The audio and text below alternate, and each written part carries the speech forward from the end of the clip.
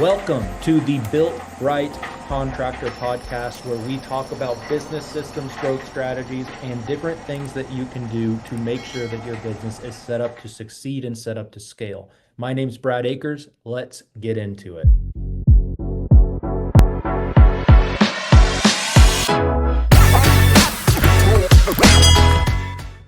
Andrew is I think sales rep might not be like the most fair way to word it, but he's doing a lot of sales activities. Um, but Andrew is working with us on sales, but also looking at our processes internally and also working and kind of like talking with some of our clients in the group calls and things like that on what works, what doesn't, some of the right mindset to have around certain things, some of the best practices on growth.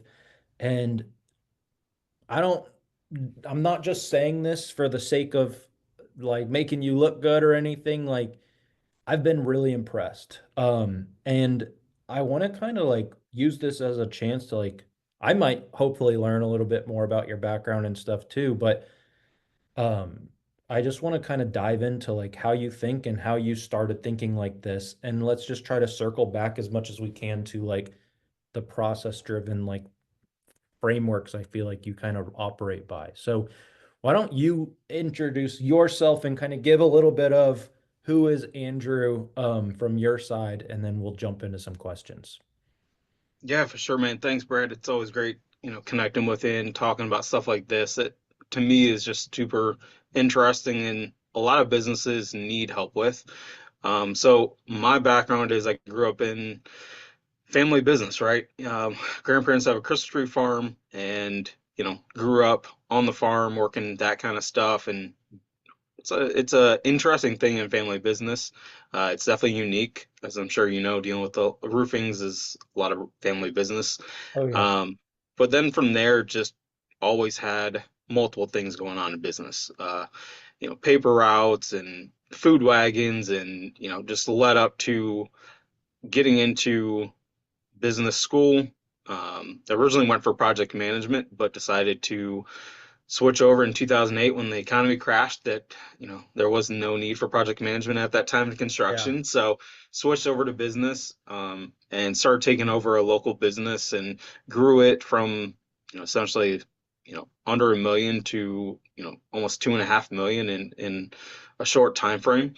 And then from there just really loved helping businesses see, I call little inefficiencies, that were bleeding their business without them realizing it. And so just took that and started learning as much as I could of not just business but personal.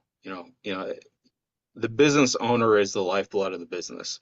And a lot of times if they're not in the right headspace, the business just can't go higher, right? And so helping myself get in the right mind space of what it looks like to be successful and how, I have to have the vision and build back from it. And a lot of times that's what it takes is, you know, processes, procedures, all this kind of stuff. It's that's the steps that you take daily. And Yeah. so for me, that's where uh, process isn't about controlling people. I think that's where maybe people get stuck is like if I have a process in place, they'll think I'm micromanaging, controlling. And really, process allows the empowerment and freedom when done properly to let people say, hey, here's the expectations, here's how to do it, here's some training. Now go own this process. And it really takes out the micromanagement and control because it's so much clearer if I do this, I'm doing a good job. This is what they Yeah. expect of me. And really, people don't see that as control. So that's And kind of the where I've come up with the mind frame. I love so like something that like I want to commend you on is like you really have, I think, broken things down to like first principles really well on how things work, which forces you honestly, like as you break it down and then start building back up, like you can't ignore how people feel. You can't ignore the very clear seen bottlenecks and then maybe the reason behind the bottleneck. And that's something that I think is like worth diving into because as you're looking at processes so many times, And understandably so, because of how they view processes currently and their current relationship with processes. Oftentimes, you get in a situation where the processes are something they're like, oh, I'm so scared. I don't know if my sales reps are gonna want to do this. We're gonna have trouble getting people to adopt this. And we're not sure if like this is like I just am not sure if I can get the buy-in or the implementation that I really want around this stuff. And this is usually like you and I both have these conversations with people on the sales calls. And I don't want to like pick on them, but I also want to like realize like, you know what? They don't like no direction. People don't enjoy being feeling very dependent on either something that like okay go if it's just a hunt and like hey go eat what you kill, go generate your own leads, knock doors, we're going to have like some trainings and stuff for it, but then it's up to you. That doesn't make someone feel very valued because they have to continuously like go generally hunt for business in the only way they really know how to is just knocking doors, which is not a bad thing, but it's just generally difficult. Then there's the Yeah. other end where you're providing the leads to the company, to the salespeople. A lot of the time, those business owners are scared of their salespeople, honestly. And I don't mean that like It's the I don't unknown. think like they're scared, but they don't want to rock the boat because they are in a situation like, man, it took us a while to get the sales team where it is. It took us a while to get here. And they probably did do trainings and invested in this and invested in that. But rather than enforcement, all they did was just kind of give people a bunch of resources and a bunch of ideas and thoughts Yeah. with very little like follow up or follow through. And the thing that I think people don't fully realize or they miss is people want structure. Like if you are at a company and they can say, here is the playbook on how to be successful here. We're going to support you to make sure that you're successful in these ways. If you ever need help on your path to being successful, come to us and we're going to give you the support you need. But they need to understand like the path. They need to understand the Yeah. vehicle. And a lot of the time, that's what processes really are meant to be. But what they become is a checklist of to dos.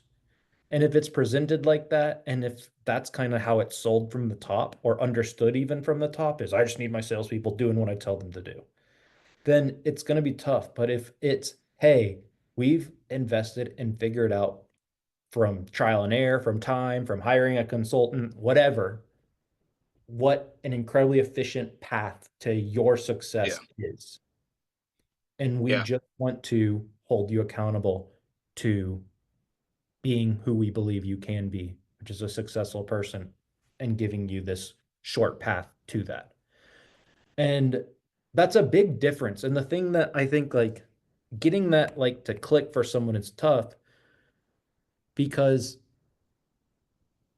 it does create like this like question on like leadership versus management, for instance. Like the fact is, I love a good leader, but if a good leader is just a good leader because he just says the right things, but he doesn't actually have like clear ways to enable people to get where they want to get, it kind of is all just like it's all fluff. Like you have Yeah. to have a hybrid.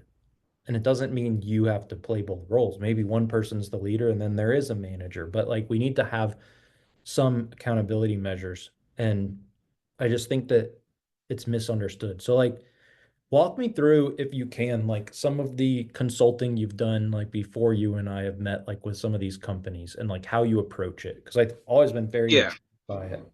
So I And mean, also if you want to respond to anything I just said, it yeah, I wasn't was gonna say before we go into that, so over the years of consulting in so many different industries and sizes of business and types of businesses, there was some things that were the most common. And so I actually created a framework I call my 5 E's framework that it's kind of the base of every successful company or downfall, right? There's little things that show. It's experience, expectation, execution, education, and then empowerment. And when I was younger, I started to realize that most employees want to show up to know, hey, this is what's expected of me. This is what success looks like. And if I do this every day, that's good enough, right? Like that's the employee mindset. Entrepreneurs have a different mindset. Entrepreneurs, they show up and if there's a problem, they figure out how to fix it, right? Like they don't like the structure and same thing over and over again. That's why they don't own a business, right? Yeah. They don't like the repeat. But every employee that I've ever talked to who's an actual employee, they want to have consistency. They want to have, the experience of I like working with these people. It's a culture, whatever it is. But they want to know what's expected of them, right? Like, am I doing my job how you think you want me to do it, right? And then do I have a way to execute consistently to do what's expected of me? And if, you know, no matter how good your company is, there's always going to be a level of education, whether it's pre-training, training during, or training after, right? There's always education that has to be going on within a company. And then the last part is the empowerment, because when you have all those four lined up, they should feel empowered to take ownership and accountability for their role, for the outcomes that happen while they're there working. So, that's what I've come up with kind of when I walk into a business, everything I do, I align with those five E's because whether it's the owner's experience, the customer's experience, or the employee's experience, if that is off, it will show up in different areas of the business. And it goes through all the five E's, right? Like every one of those, if there's the inconsistencies, as I call them, they show up and it leads back to one of those things, if not multiple, right? Yeah. So, yeah, I mean, it's, taking, you mentioned leadership, walking into a business and helping CEOs or owners step up into, okay, I don't know if you've ever read the book, The E-Myth Revisited, but that's a great one where it talks about you have technician, manager, and the business owner, right? Mhm. And most business owners stay stuck doing the work or micromanaging things. They never actually step into the leadership aspect of, hey, if I'm clear on what I expect and how to do it and provide training and empower these people to do it, I don't need to micromanage it. That's what I was, Things should yeah. happen. It's the oversight that they can step back and say, hey, are we doing things wrong? Are we doing the change things? How do I grow this business? How do I support my team better? How do I get better business? Like higher strategy thinking, that isn't just what are we doing today? I like to say most businesses are reactive versus proactive. They're stuck today. Everything that's my schedule is swamped. I got all these things happening, and they stuck in this reactive. What's right in front of you? I say head down. Like their heads down. They can't. They're not seeing what's in front of them. So everything is just hitting them, and they're overwhelmed. They're so stressed, and you'll never get rid of stress. Like that's Hey, a save myth, this for our right? messenger conversations. You don't have to talk about me in front of Yeah. everyone on the podcast. But it's every business. I've never walked into a business that didn't have some level of this going on, whether it was Mhm. the owner, the managers, the employees, and so in order to get past this, you have to set standards. You have to say, hey, if we don't hit this, this is what happens. If we do hit it, I will compensate you either because of how much I pay you, bonuses, just whatever it is, right? There has to be both sides, but a lot of people go too far on compensation and giving stuff, and they don't talk about the consequence. And it's like, if you don't say there's a negative to side of this, it has just, if not worse, effect on your business and employees. Yeah. So the process is to get back to your, you know, kind of the theme of what this is, processes allow us to see what's working and have measurements and different aspects that, call it KPIs, metrics, what do you want to call it, ways to know, are we doing a good job? Are we hitting what we need to do? And if we're not, let's look at it. And depending on where the numbers are, you should know what's working or not working within your business if you have a process in place. Yeah. So it gives you that ability as the owner manager to view, you know, take the feelings out of it and be like, hey, is the performance where it should be? Are we following? this process. And if we're not following it, that's a clear something's broken if we're not following it.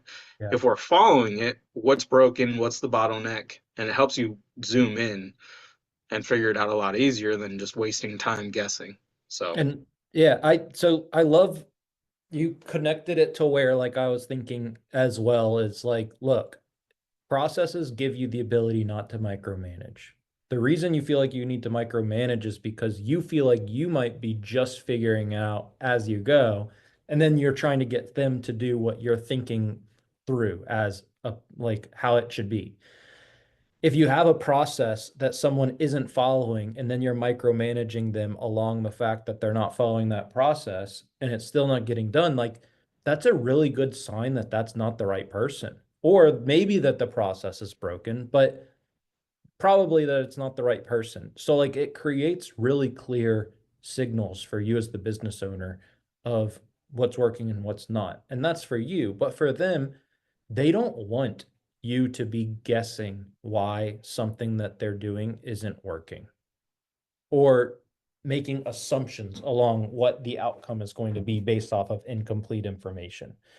But they also don't want to be telling you every single tiny little detail of everything they're yeah. doing. So a process actually gives them the ability to say, I followed this. And then if it's not working, that actually gives you, the owner, the ability to try to like break it down and figure out like where specifically could this be going wrong. And as consultants, like that's what I do all the time. And that's what you've done with me and with some of the people on the team or with the sales calls and stuff like that that you've been taking, but it's really just, hey, let's break down what you're doing. Let's figure out how do you want this to be working? Where do you want this to get you? What is your actual goal with this? And then what's the gap between what you want to happen and what is happening? And then let's look at the process and see if there's any clear leaks in it. That is helpful for everyone. That's not just something that like an owner needs. Yeah. That's not just something that like, okay, we just up top need it and then everyone else.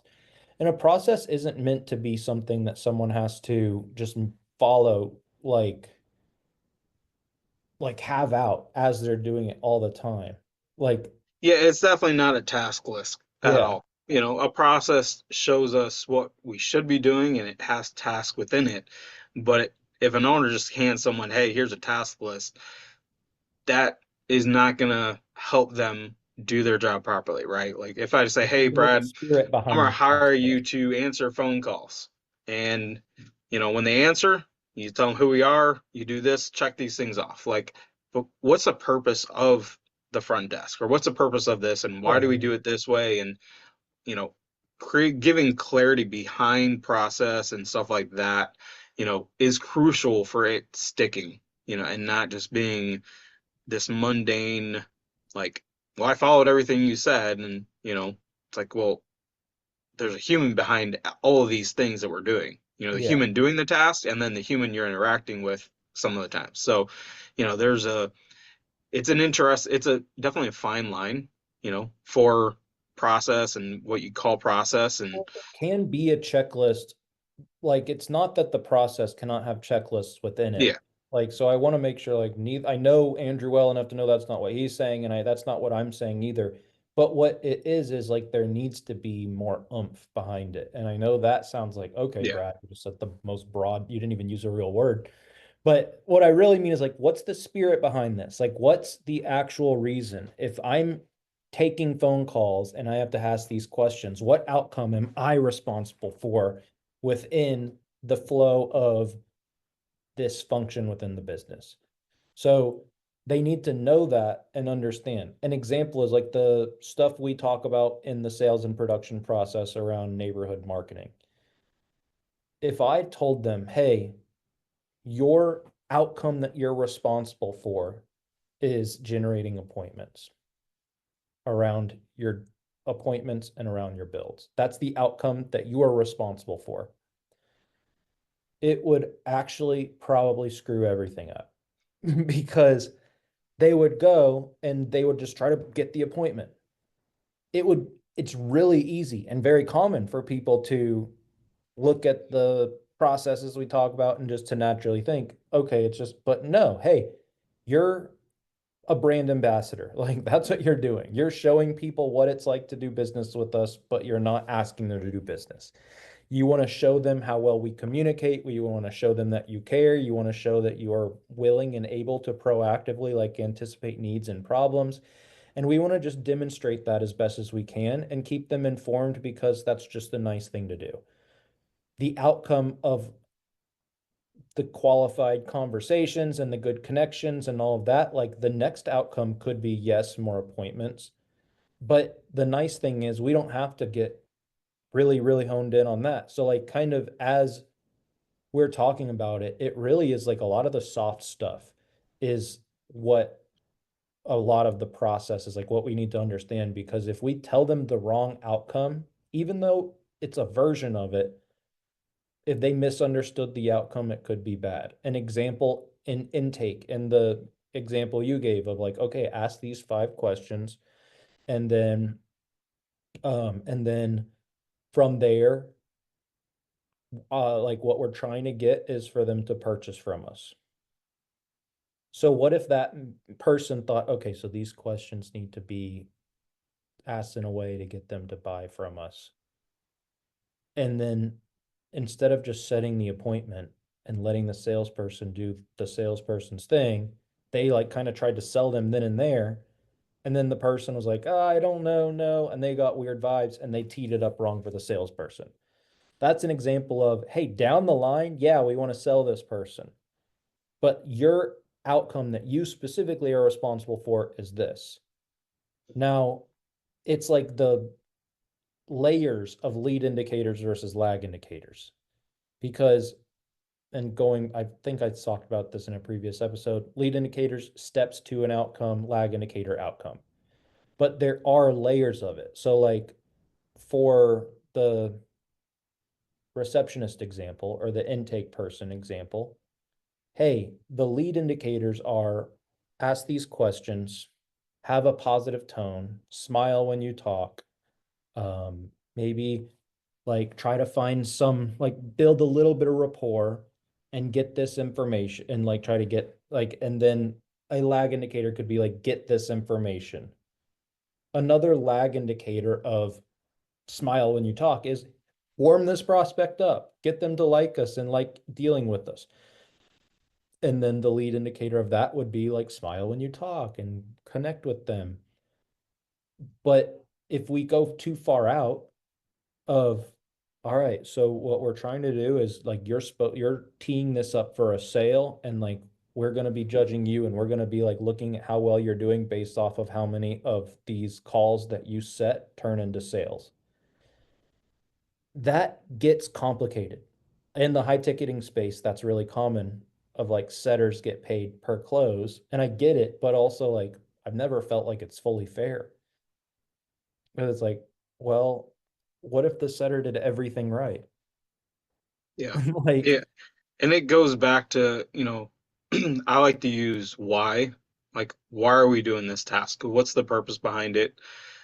You know, use a setter as an example. It's like, okay, when someone calls in, why are they calling in? Like, if we need to understand why they're calling in, we need to understand what our purpose is in the whole process. And a lot of times when we build processes within companies, we silo people unknowingly because it's like if I do my job, that's all that matters. Like if I follow this to a T and do all this stuff, or it's like maybe they get tired of doing steps 2 and 3 and just skip to step 4 and 5 because they thought it was more efficient, right? It's got to be efficient and effective. And so when we help people see, hey, this is the bigger picture. This is the entire process. This is what comes before. This is what comes after. This is why your role is important and why what you do in the specific way that we've designed matters. And it goes back to what you're saying of like explaining outcomes and stuff like that. It's not just you're not just a cog in the wheel, you're part of a bigger process. and like And the so it's bigger, yeah. And like going back to that, it's like, okay, well, what could be, if we want to make sure that everyone sees and understands their part, then what is the spectrum usually within business that we're trying to go further and further and further down in order to make a sale? I want to see if you get it. It's a test. Say it again. What is the spectrum, or what is like the path that, like, what's one of the things that we have to have happen, like that we're always trying to get done? You don't really, it's too broad. Know, like, and trust. Gotcha. We are like, one of the things that we can look at is like, okay, we're trying to get them to know, like, and trust our company more and more and more and more. What's another like thing that's meant to help someone know, like, and trust? Your brand. What's what's the lifeblood of making sure that people like doing business with your company? Maybe your culture. Like, this is where the soft stuff and like the more specific, like, process Yeah. and checklist even stuff comes into play. Is like, this is why I think values and a bigger picture and a bigger why is important within what, like what a why a process even exists. And that's why, like, I tell people, hey, step one, if you're going to get these neighborhood marketing and referral stuff implemented, is be referral worthy. Yeah. What does that mean? What does being referral worthy mean? Well, it means that you took people down a path that, like, they would be happy to like send other people down because you Yeah. did such a good job that they think, okay, yes, this company is a great option for not just me, but for anyone based off the experience I had. And I'm Yeah. gonna doubt it, I'm gonna let people know. And it's so good that I'm gonna let people know. It was so, and that's like one of the things that we can look at. And that's why we start with that with our companies. Like, hey, that's first step. We don't even want to work with you if I don't think you're like referral worthy. Yeah.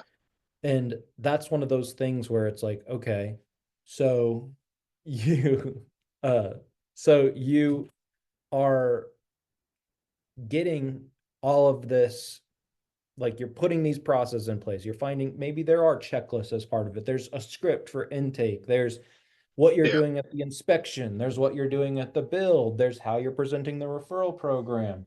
But like, what are values and things that can kind of like always be a good barometer of if a process is being done properly, especially like a customer facing process. But then there's like culture processes too. Like, are you making other people's job easier? Maybe that could be part of your culture. Like, Yeah. it's Well, and like, that's, yeah, and it goes back to, using referrals as a great example. So if we provide a great experience, we set expectations, we executed, we educated the customer, and then empower them to share that story with others, they share the story to their friends and family, right?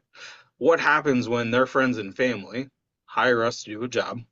We come in and they have the worst experience of their life. The expectations were not what they expected at all, what actually happened. Do you think they're gonna refer us?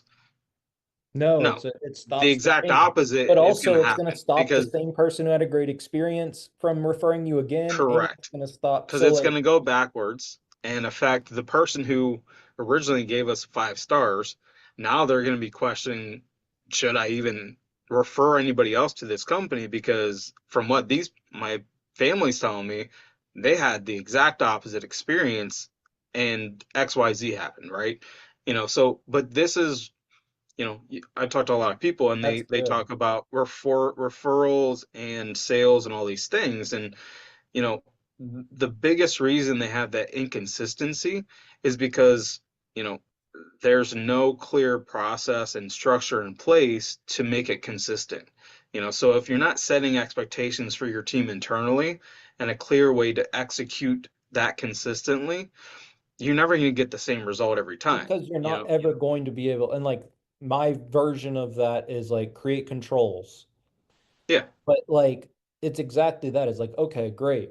One person got one person on your team was referral worthy. That's not a company. That's a person who's referral worthy. That doesn't mean your company's referral worthy. That means one person on your team was referral worthy. But what if maybe he just one had a good person, day. yeah, like maybe what if one person on your team followed a very clear process that other people follow too, and because of that clear process, that person on your team was referral worthy. Well, it would be safe to assume, and by the way, like this works at the individual level because also people can sense when there's a process behind something and when it's just random. So it's safe to assume if they're like, okay, they really think of everything, like they're so thorough. That's a good thing to be like talked of. Like it's good to be described as thorough in business usually. It's like, Yeah, okay, they're so thorough. They like were so intentional with each step. That will give people more confidence in referring you because they're expecting that to be just how the company is. With that said, as a company gets bigger, it sometimes loses that. Guess when it's really easy? When the owner's doing everything. Like, it's easy to refer if you know, yeah, Joe's going to be the one managing your project from start to finish. Like, good job. They like you, Joe. But they don't care about Joe's Roofing. They might know Joe's Roofing as a name, but the moment you have a salesperson who doesn't give the same experience that Joe would give, then all of a sudden, like Andrew was mentioning a second ago, like, okay, we lose it. Like all of a sudden whole that whole thing, like all the years of work where you are trying to give people such great experiences is a little bit yeah, at risk. And I'm not trying to scare yeah, people from hiring or growing past like being the 1 to 2 or 3 man show if we've got y'all listening. What I'm trying to say is like reverse engineer why people love doing business with you and don't have such a huge ego that it's just because you're great. yeah, And then figure out a way to make sure that like one by one you're bringing on a team members that can also continue to execute on that. And what you'll find is when this is what you're optimizing for and what this is what you're obsessed with, generally you're going to find team members that see better ways of doing things. And you're going to find that from a different perspective, you see, okay, as a person, I was just one person in the middle of this, like doing my best.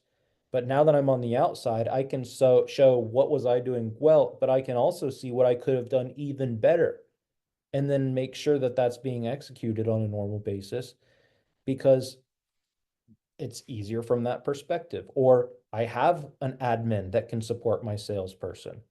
And I didn't really know to have my admin support me on this because I was just so in the thick of it. But now that I've stepped back, I can see how this would be beneficial. And we're going to have the admin or inside sales or whatever help on this particular piece of the process that we follow. But the thing that we have to know is like, as we're thinking about this, like, one, it's such a mistake to be scared that they're not going to implement because really that just means that all you want to do is give someone like a list of things. So if that is like your impression and that's what you feel, and it's not, hey, we're going to figure out a way to like lead them to the same conclusion that we came to, which is that this is great.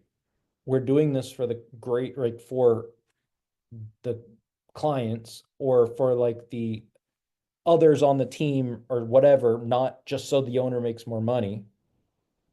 Like we're doing, maybe that's an outcome. That's a lag indicator, maybe, but hopefully there's other lag indicators and outcomes and before we get to that.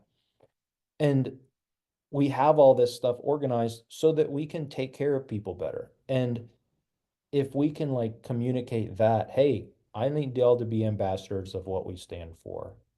This process is aligned with what we stand for because of this. We want to make sure we're taking care of our clients as well as possible. And one of the ways we ensure that we take care of them is by inputting the data in the CRM, because that gives us the ability to make them feel heard and understood. And that makes it so when another person at the company is communicating with them, they still feel like a person rather than just a number in our system. Like that is a better reason to use the CRM than it'll track your deals. Do yeah. it because Just I said, enter the notes in. yeah, like enter the notes in, like we need you to do this, otherwise you're fired. Yeah, Now, there should be consequences if they don't do it. Like, I'm not saying it needs to be fired right away, but at some point, maybe. But the point is, really, you need to connect. why it matters. And usually Yeah. the what's in it for me is of like, you're going to make more money because of this, this, this. That's a super shallow way of looking at it. And it's usually the way that like a lot of owners think it should be enough. Money's a bad motivator though. So like it's really more about like, hey, I want you to be successful and understanding what success really means to most people. Because most people, success is not purely making a bunch of money. Success is ideally being a certain person or having a certain status or being a part of something that has some meaning to them. And then ideally, there's money tied to that status.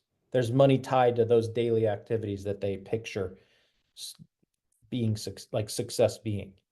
Yeah. But usually no one's like, okay, what's successful mean? And then the first thing they view is not like a bunch of numbers like at the bank account that they're looking at.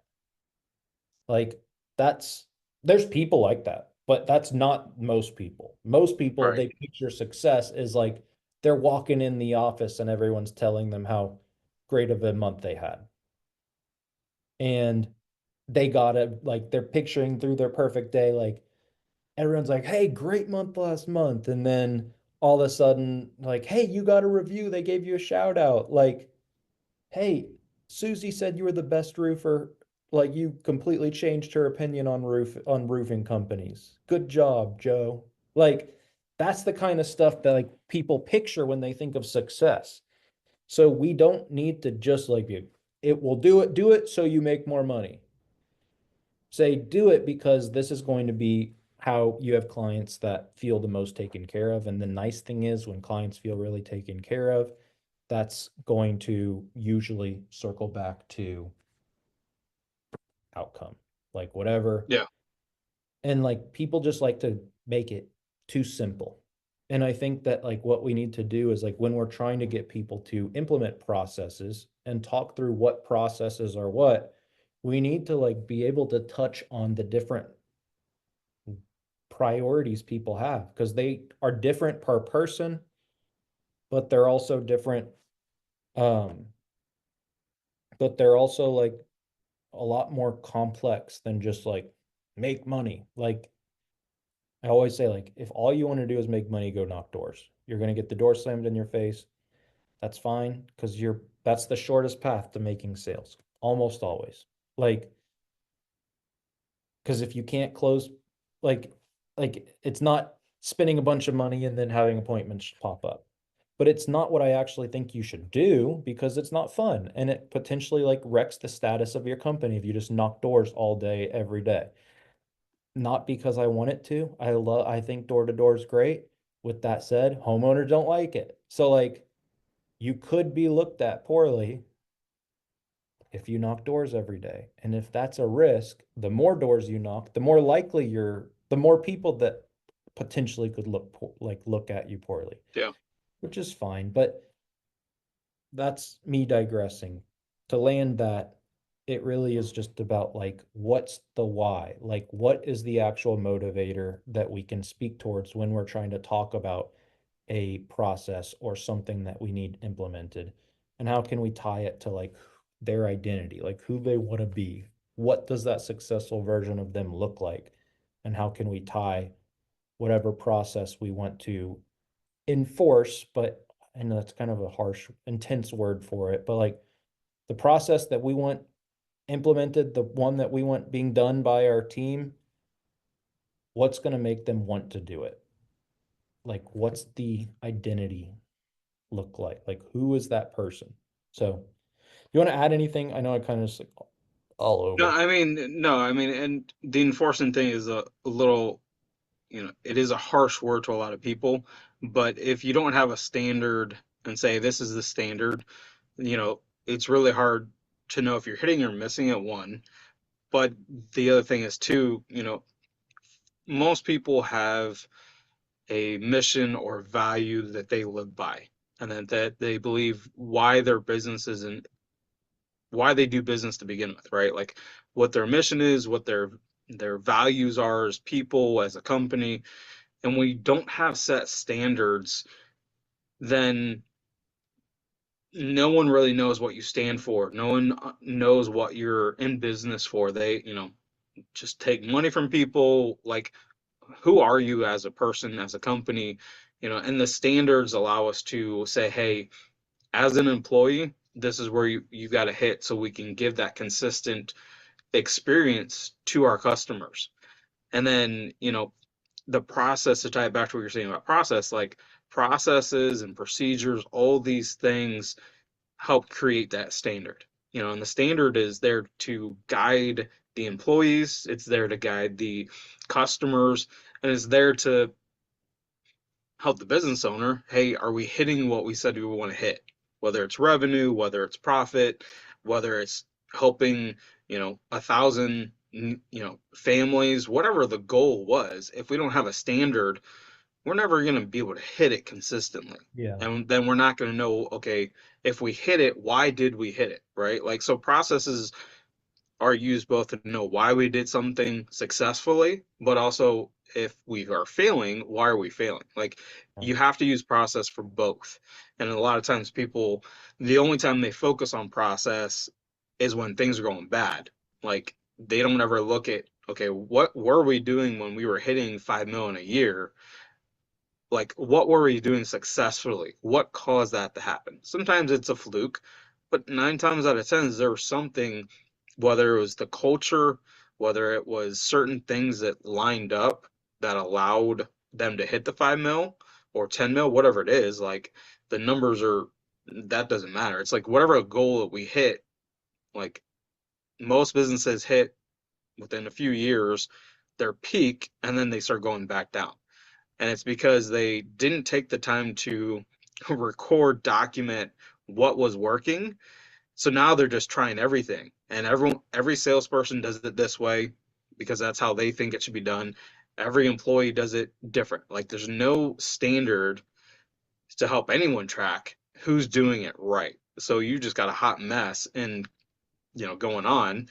This roofing crew puts roofs on this way. This roofing crew does it a different way. Like, these people clean up this way. These people don't even clean up properly. Like, theirs is always a mess. Like, you just have so much. So I go back to the reactive, proactive. You have so much reactiveness within a business because there's no standard that people are like, hey, are we hitting it or not? Like, this is what it is. And we Yeah, get like that because of the process. hey, you can listen to whatever music in your headphones that you want while you're cleaning up, but that's about but you're going to clean up and this is how you're going to do it. You can put Yeah. your little flair on it. You can but Yeah. just you have to create consistency and going like the roofing crew example. That's a fantastic example Yeah. because it's like, okay, what if this crew puts, what if you just relied on the crew? This, they did that, they told you what material to buy and everything, and you just let the crew decide. Yeah. On that, Well, it, even just clean up, like, why do we tarp bushes instead of just tarping underneath them? Like, why tarp over them, not under? Like, or why do, like, well, if you tarp shout under, out yeah, cat you're gonna shaw. catch everything, but like if you tarp over it, you're not gonna leave anything in the bush. Whereas you may miss stuff, and then the homeowner's gonna find it when they're walking around looking at their nice new roof. They're like, oh, there's all this crap, there's nails. Like, the way we do things, the process matters. The why behind it helps people do it consistently, right? If they understand that the homeowner's not going to refer somebody because of one stupid nail they found in their driveway in their tire, they would understand why it's so important to clean up the same way every time and to And you run also the need to magnets and to run understand, these things. yeah, and the crew might not immediately have the broad perspective to care why it Right. matters. But you have to be one, you have to cover it up front. So going backwards and telling them this, it feels more like punishment rather than encouragement or empowerment. Yeah. But if you have to do it on the next route, you have to explain really clearly why you're doing it. And this is why big companies start struggling because no one's there to really explain the why and the essence behind a process or what it's meant to do. So you have to say, hey, Look, I get it. I know that by the end of the job, you're tired, you've worked all day, like y'all do a great install. With that said, we have to prioritize the cleaning. Do you want me to continue like getting jobs to put you on? Yes. Okay. So one of the best ways that you can help, aside from the great job that you're already doing installing the roof, is to keep the job site clean because that's just one more thing that we consistently see people comment on Julian's projects is they always say like Brad and Julian did a great job. Julian was like very attentive during the build and really did a great job at keeping like they were cleaning the front yard the whole time. I was so impressed. Honestly, it might be cleaner than when we had the roof done in the first place. We see those on reviews and we get referrals because of that type of action. And when you're leaving nails and stuff, I understand why you're leaving nails because you're tired. And it's really difficult to be detail oriented at the end of the day. But the way that I can make sure to keep you as busy as possible is to make sure that like you're keeping the job sites really clean. And if you need anything from me, if you need us to buy you a few tarps or anything like that, like we can do that. But just tell me what you need to make this happen. But this is our standard right here. This is what I'd suggest. And this is like, and you tell me like if there's any tools or any missing pieces that you need from me. That makes sense, but like you have to explain to them the why. If you just said, hey, you're not keeping the job site clean. Like you may be left out. You maybe are losing out on a great crew that just didn't have the understanding as to why it was so important. Or maybe they thought it was clean, but you know that it's not. Like, Or they have you expected been you able to to come compare it back to the other and crew? clean it, Yeah. right? It goes to expectations. If it's not clear, the clarity around it and who's accountable for that process, that's where I go into accountability. Like if there's no one that's accountable and it's their process, they own this process, it's not going to get done the way it should be done. Because, well, if three people do this, I sit down with business owners all the time who sit in multiple seats. The owner, they're the project manager, they're quality control, they're sales, and then they hire somebody and they're still kind of doing some of it. And, but then when they eventually like, all right, it's all yours, a lot of the little things that they did don't get transferred to that person as, hey, you're responsible, you own this part of the process. Before I did it, well, now you have to do it.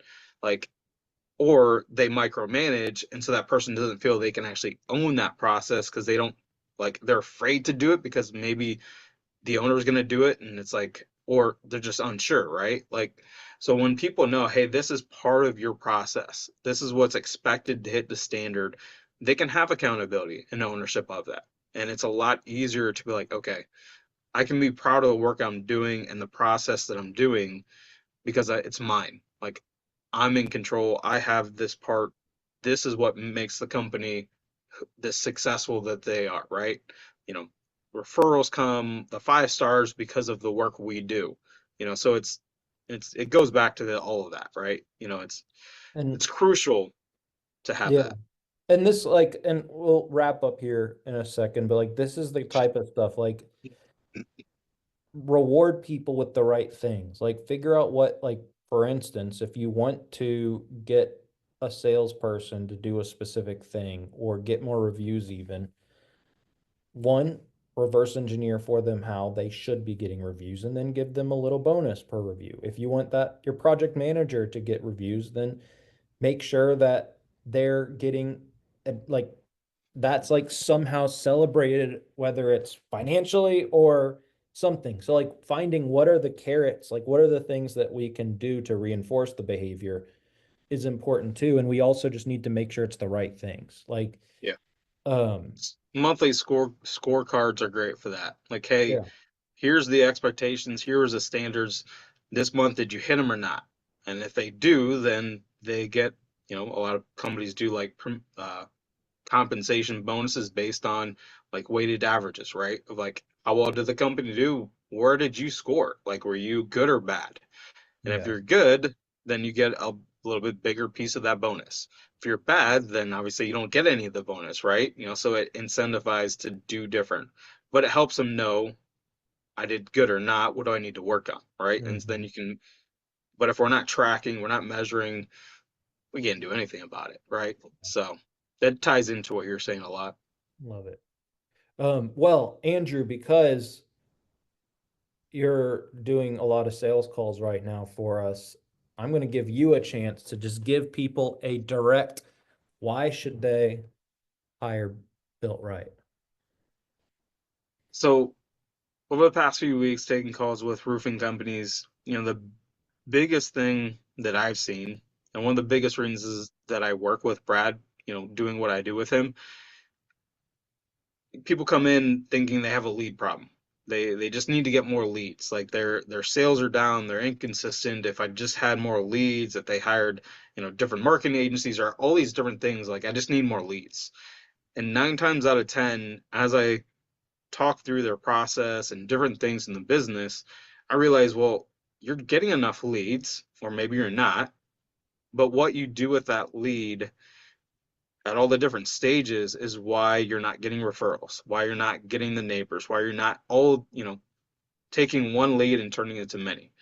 So that's the biggest thing that I see is that people just don't know there's a different way to do business in roofing. Like Brad, you mentioned the knocking on doors and doing the hard selling. That used to work. It doesn't work anymore because I say neighbors are nosy. So we have to learn how to control the conversation that they're having behind closed doors, right? When we show up to give an estimate on a house, how do we, what's the consensus of who we are as a company from these people? Well, we can control that. We can do things differently that other roofers, we're not hard selling, right? We're just there being proactive, nurturing people, relationships to them to, like you said, know, like, trust us to do the work. And then when we're doing the job, like there's all these different things, and then that should blossom into more opportunities to do estimates and more opportunities to get sales. And that's the biggest thing I see is people just they're throwing money away to get a sale and then doing it over out just was it insanity is doing the same thing over and over again expecting a different result, but that's literally what roofers and businesses in general are doing right now with leads because marketing, social media, all these different people that say I can give you all these leads, right? So they think I'll just throw a bunch of money at it and it'll fix everything. And what Brad actually does is comes in and diagnoses where you're missing out on opportunities and says, hey, if we change this, if we do this, implement this strategy on when we show up to an estimate, how we interact with the customers around. If we change this when we're there on the actual build day, how does this affect that relationship? When we're done with the sale, how do we ask for referrals? What do we ask our customers to post? How do we ask them to post? What are they posting? Like details matter, and Brad has done this with a lot of roofing companies and his own, and it's consistent. It's not a fluke. It's not just some hack, like a lot of people are looking for nowadays, so it's something that's true business and even outside of roofing businesses it applies to as well. So, that's why would someone, if you're tired of just spinning your wheels and having high highs and low lows, it's getting someone who actually understands how to even that out and then how to consistently grow that, go from here to here. What you did from 1 to 5 isn't the same as what you need to do from 5 to 10. There's different things, processes you need to change. And having someone like Brad who has seen, we were first starting out, go to 1 million, to 5 million, to 10. He knows what they changed, what people they hired, all these different things to build the infrastructure to give consistency and that same result. So yeah, short end of the Thank you. quick message The there. the big thing, guys, is we want to make sure to fill up the leaks. Like at the end of the day, there's leaks in your sales and production process. There's leaks in the way you are asking for referrals. There's leaks in the ways that you're telling your team to uh, show up and succeed. And I'm not saying that critically. I'm saying that because we've worked with a lot of people through these leaks. I have my own leaks in my business. We all do. But what we've done is we've spent a lot of time trying to figure out what some of the most common leaks are when it comes to growing and scaling and getting more sales. And we've built processes around fixing those leaks and different playbooks around fixing those leaks. And that's what we want to work with our clients on. So if that's something that you want to do, we're not going to just be like super aggressive pitches on these podcasts, I promise. But if that's something that you want to explore, or if you want to book a call, just go to our website at www.bgb-enterprises.com. That's Brad Grows Businesses Enterprises, bgb-enterprises.com, and you can join our free school group. We have some other free resources and PDFs there, or you can book a call and we'll walk you through maybe where some of the leaks are in your business after doing a little bit of an audit on a call and trying to figure out where you're at, and then we can make a plan to fix them. So appreciate you guys. Thanks for tuning in. Subscribe, like, share with a friend, please, and have a great day. Go get built right. See ya.